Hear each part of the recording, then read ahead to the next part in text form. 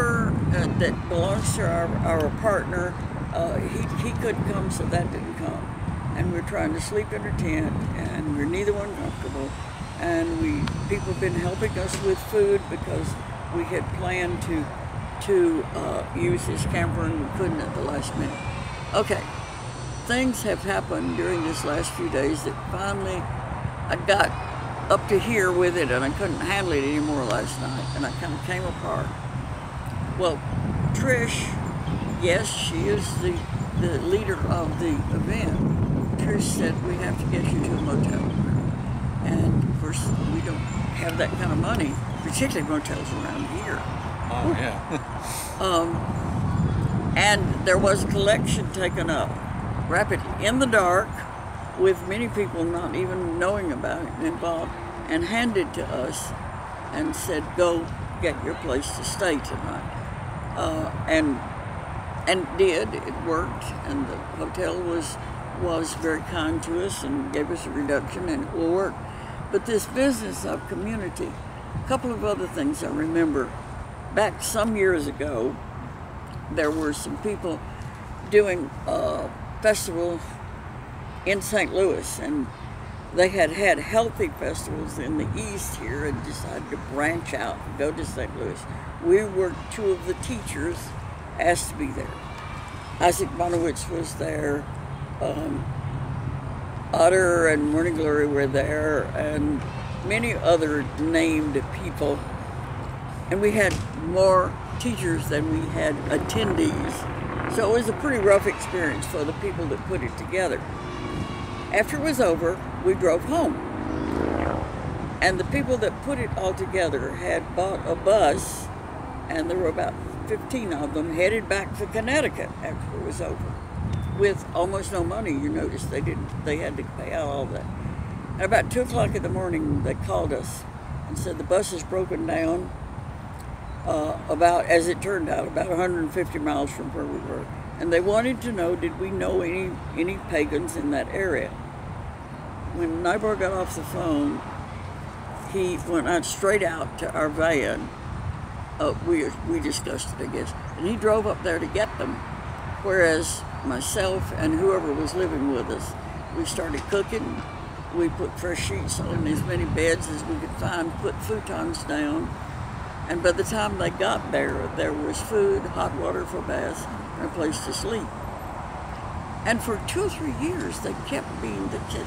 That's so unusual. How I said, you haven't been around the pagans very much. We respond to needs, even though we haven't been organized for it. Now, that immediate response to someone's need is part of community. Another part of community is planning ahead for what will be needed, responding to emergencies for each other, and planning ahead. And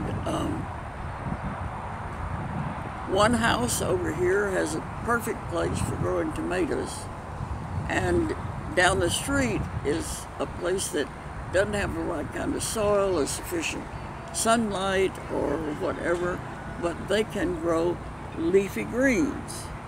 They can't grow things that make fruit, but they can grow leafy greens. What happens in a community? Everybody does what they do best.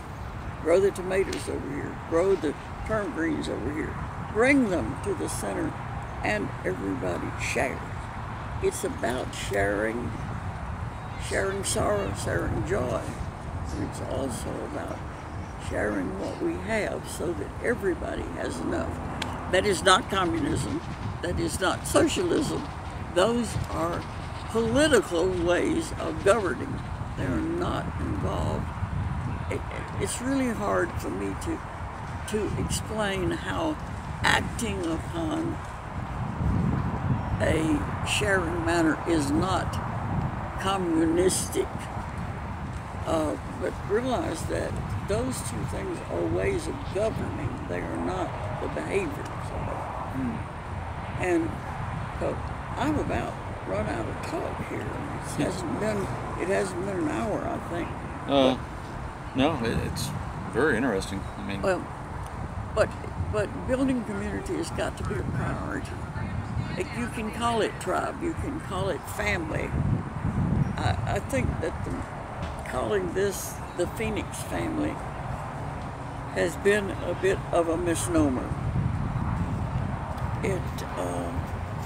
The people that come to almost every festival and know each other, that could be a family or a community. But new people coming in aren't necessarily part of that. So we need to get our ideas of what community is. We've got a job to do here. If there will be any survival at all, we have to go through our fears and think the things that are unthinkable to us and find new ways or return to old ways. Used to be with the community or the group there, one person needed a barn, everybody took off for 2 or 3 days, and yes, the women cooked and made quilts and the men built the barn, but there will always be a division of labor according to skill or strength. Right. We are not the same person, we're not equal in everything. Well, men are stronger, that's just how it is, for the By most and part. large. By and large. Always exceptions. The male is set up to be a stronger body. Yeah. By and large, females can handle small tasks. They can deal with, actually they found in a lot of factory situations, women can handle those tiny parts and work with them much better than men. Yeah. Neither one is better than the other. Exactly. So, I thank you. I thank your patience for being here.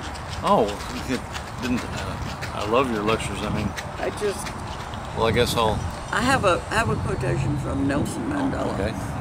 Let me do that, and then we'll call it an end. Sometimes it falls upon a generation,